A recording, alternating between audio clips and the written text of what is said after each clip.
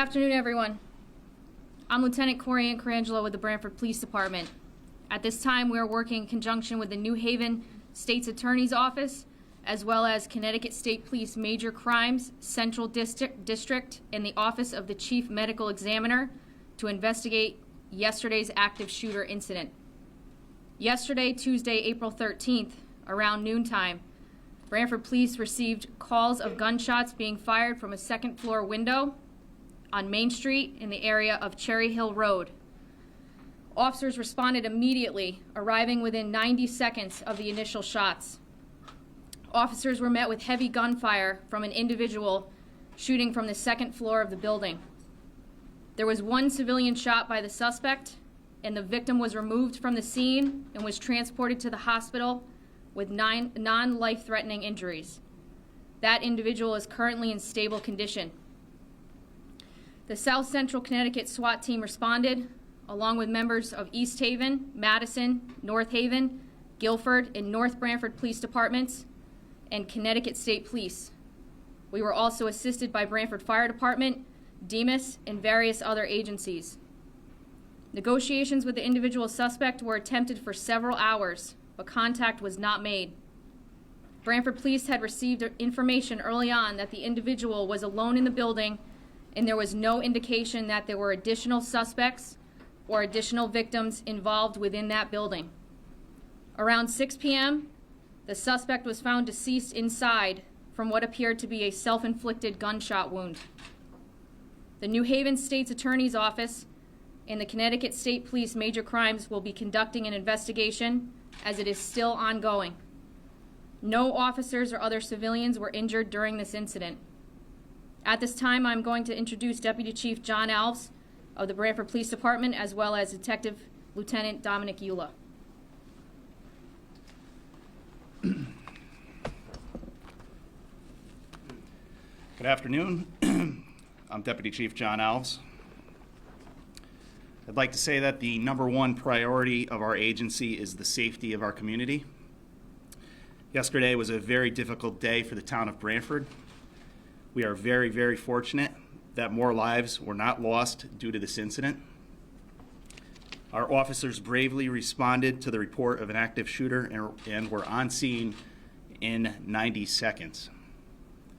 They were met with a barrage of heavy gunfire, and officers on scene did return fire. One person was shot by the suspect and sustained non-life-threatening injuries.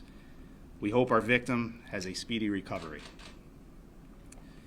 No other officers or other civilians were injured.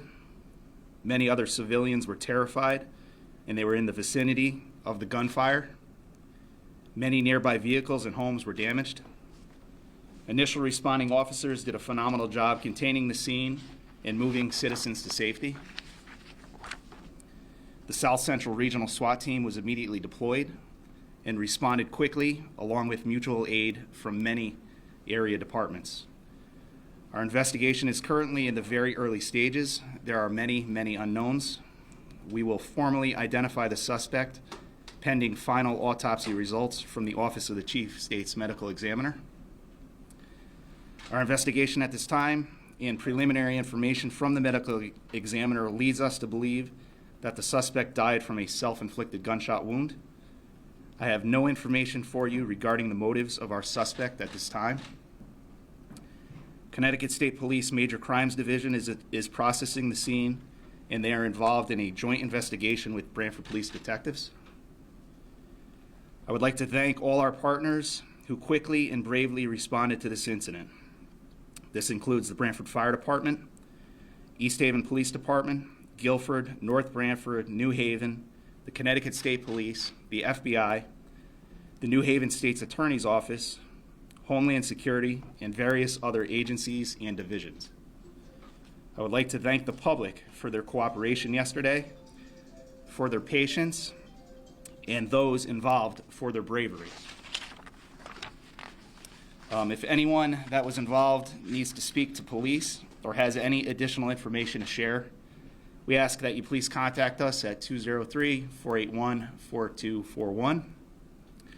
Additionally, if any people need assistance in coping with this traumatic event, you can contact the police or the Branford Counseling Center, who will provide free services to anyone involved in this incident.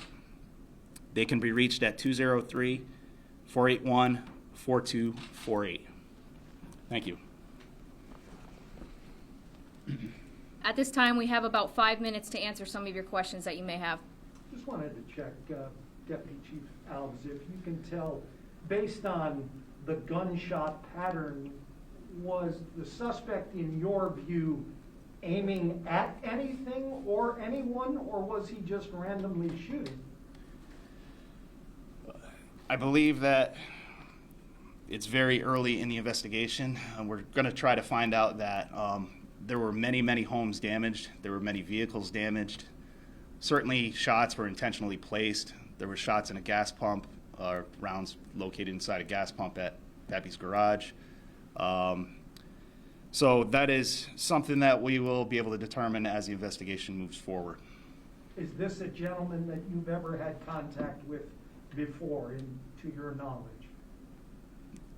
Again, at this time, we're looking into his background, so we don't have all the details of his background or our prior history with him.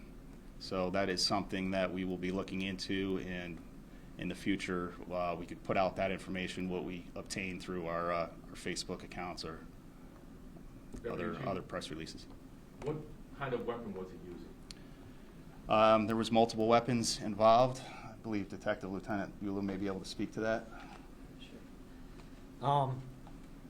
So there was multiple caliber weapons used, multiple styles of weapons, long guns, handguns, and plenty of ammunition.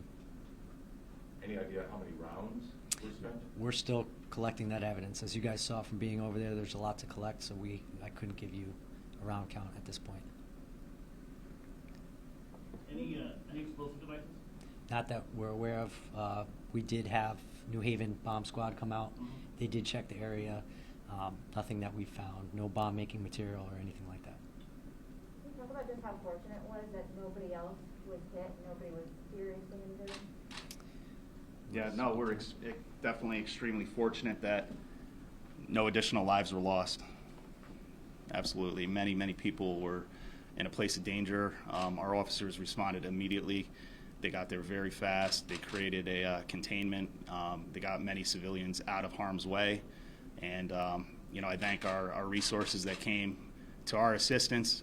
East Haven Police was on scene in a matter of minutes, along with multiple other agencies. So that was just paramount in creating the situation and the outcomes that we had.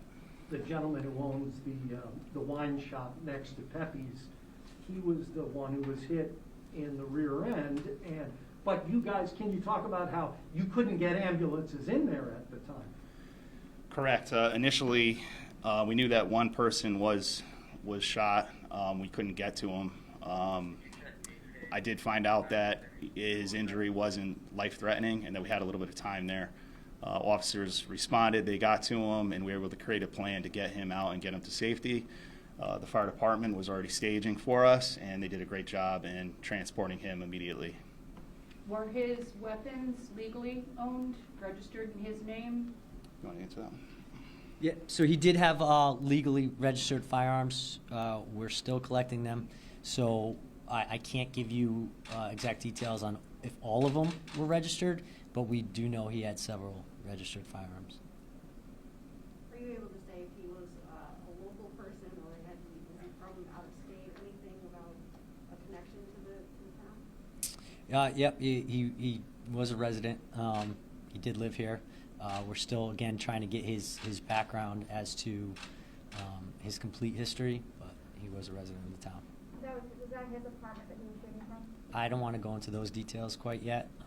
As you guys saw, we're still processing it, so there's still quite a bit of information we have to get from. As you're collecting data on the suspect, are you looking into any mental health, hospitalizations, any psychiatric treatment or care? Yes, ma'am. So as you know, with these cases, I mean, that's something we're always going to look into, and that's information we have to develop once we take care of that initial scene and everything that happened there.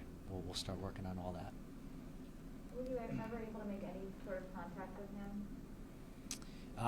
Lieutenant Carangelo would have to. I can answer that. reply to that.